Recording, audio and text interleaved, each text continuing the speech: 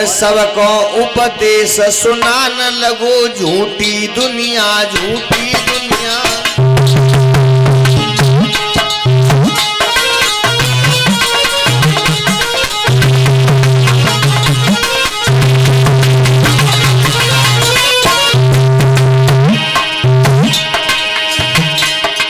अरे एक दिवस एक गांव में चैक साधु आई गयो दुनिया।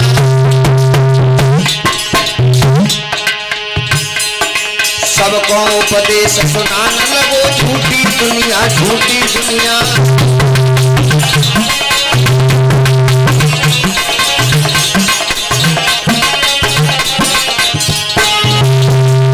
महात्मा जैसी गांव में घुसी, आवाज लगाई, दुनिया झूठी, सब दुनिया झूठी। एक नौजवान लड़का घर में से निकल के आया, जवाब दिया, महात्मा जी क्या कह रहे हो, दुनिया झूठी, गलत कह रहे हो। मेरे घर वाले तो मुझसे इतना प्रेम करते हैं, बहुत प्रेम करते हैं, थोड़ा बहुत नहीं बहुत मानते हैं। महात्मा बोले, अच्छा लला, कितना प्रेम करते हैं? तो बोला, सुनो, मालूम कितना चाहते हैं मेरे घर वाले मुझे? कि मेरे हंसने पर हंसते हैं। सुन रहे हो महात्मा जी? कि मेरे हंसने पर हंसते हैं, मेरे रोने पर रोते।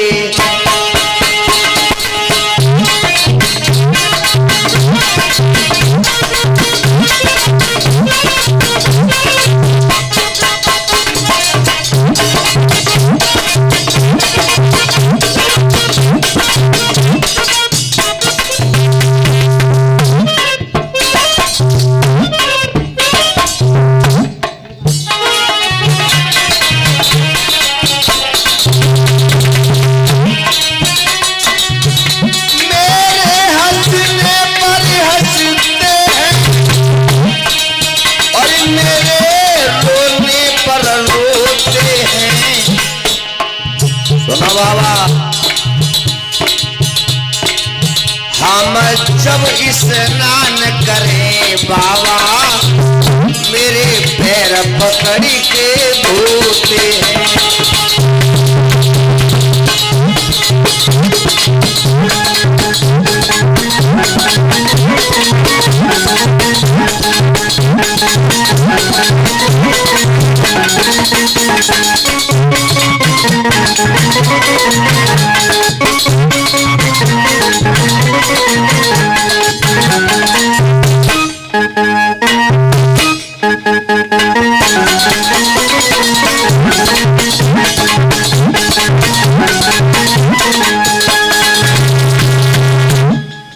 जवाब दिया, जब हम हंसते हैं तब सब हंसते हैं, हम जब रोने लगे तो पूरे कुनबा पूरे घर वाले रोते हैं, और हम जब नहाए तो हमारे घर वाले इतनी सेवा करते हैं कि हमारे कोई पीठ रगड़ रहा है, कोई पैर धो रहा है, बहुत सेवा करते हैं।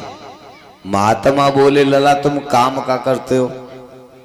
काम क्या करते हो? बोले, कछो ना, हाँ पूरे दिन नहाए धो के खाए के रोटी घर में सोते हैं। जैसी संजा भाई बंदूक उठाई निकल गई, डाल लाइट कहती, बस इतना काम करता है। अच्छा कोई बात नहीं, लला एक काम करियो, तुम हमारे आश्रम पे चलो, आश्रम पे आया करो, और तब हम बताएंगे। जैसे ही लड़का आश्रम पे जाने लगा महात्मा के यहाँ, तो महात्मा ने क्या काम किया, उन्हें प्राणायाम विद्या सिखाई, घंटों तक सांस खींचना सिखा दिया मुर्दा की तरह। और जब सांस प्राणायाम विद्या सिखाई तो कहा, बेटा अब तुम अपने घरे जाओ, अपने घरे जाके आजमाइश करके देखियो तुम्हें कौन कितना मानता है। अब भी जैसे ही घरे गई तो घरवाली से कही कि सुन रही हो, बोलो, हमें काफी दिन हो गए हमने रबड़ी ना खाई, हमारी रबड़ी खाने की इच्छा है। सो उनके कहने में देर, रबड़ी बनाने में का देर। सो उनने जब कई बार लड़काने के रबड़ी, सो एकदम रबड़ी उनने बनाई। सो जब रबड़ी बन के तैयार हो गई, सो बे गई श्रीमती जी। सोने के लाओ आवाज मारे, सोने के चलो रबड़ी तैयार है। सोने के तू चले, हम अब हाल आते हैं। सुबह नल पे गई, कुल्ला करके उनने नल पे ऐसी पछाड़ खाई और अपनी सांस जो थी ब्रह्मांड में चढ़ाए गई, मुर्दा बन के गिर पड़ी अंगना में। वो आई बज के देखें का बहु, सोने देखो इतने ना इनकी सांस चल रही ना कछू। तो पहले तो रोने को मनु करो, उनने कही सो बैठ गई। सोची जब रबड़ी बहुत दिन बाद मिली है, अब जी तो अब रोवे तो जिंदा ना हो, तो और थोड़ी देर बाद रो लो तो जी जिंदा ना हो। तासे दिए रबड़ी बड़े दिन के बाद मिली, पहले रबड़ी खा लो। अब रबड़ी खाने बैठ गई। उनने पहले दोनों हाथन से रबड़ी खाई और रबड़ी खाई, पी के पानी खाए के रबड़ी और सीना पे जाए के फिर मचाई कबड़ी और दे घूसा। और जब रोन लगी, लड़का पड़ो पड़ो सोच रहो वैसे तो ना मरे, लेकिन अब जी मार डाल रही रबड़ी खाए के। अब हुआ क्या, मोहल्ला पड़ोस के माँ, भाभी, पत्नी सब रोवे। किसके लिए रो रहे हैं? लड़का पड़ा पड़ा सुन रहा है। घर वाले रोने लगे।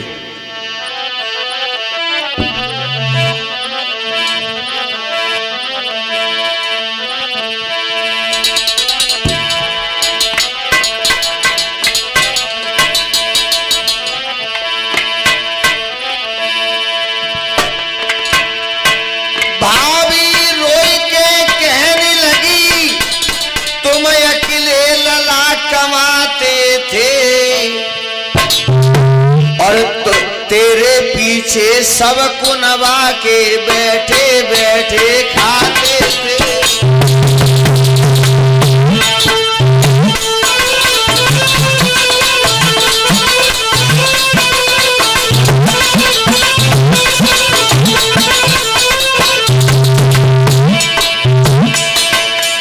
मैया रोई के कहने लगी, तुम अकेले लला कमाते थे।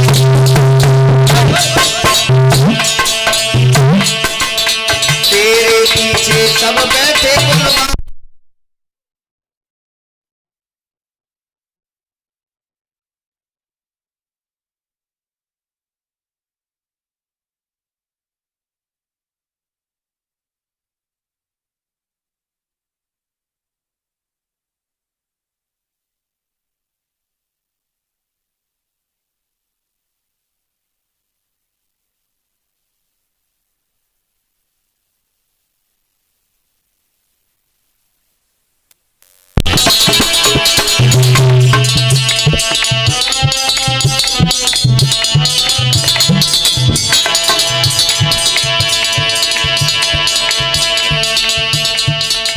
जवाब दिया, माँ बोली लला तुम अकेले कमाने वाले थे, सब तेरे पीछे खाते थे।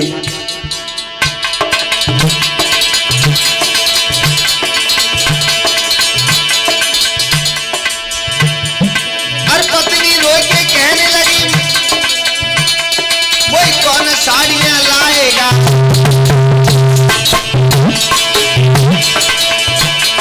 और भाभी रो के कहने लगी, अब दौलत कौन कमाएगा। और पत्नी रो के कहने लगी, वो कौन साड़ियां लाएगा।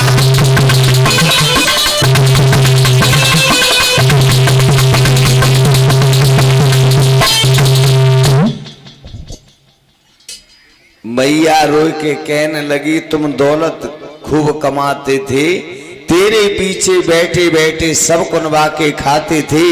भाभी रो के कहने लगी, अब दौलत कौन कमाएगा। और पत्नी चिल्लाए के बोल उठी, मुझ कौन साड़ियां। सब अपने अपने मतलब से रो रहे हैं, लड़का सुन रहा है। तब तक बे महात्मा जी आ गए, जिन्होंने विद्या सिखाई। बे आवाज लगाई महात्मा ने गांव की गली में, उनकी गली छोड़ के दूसरी गली में। कैसी आवाज लगाई महात्मा जी ने?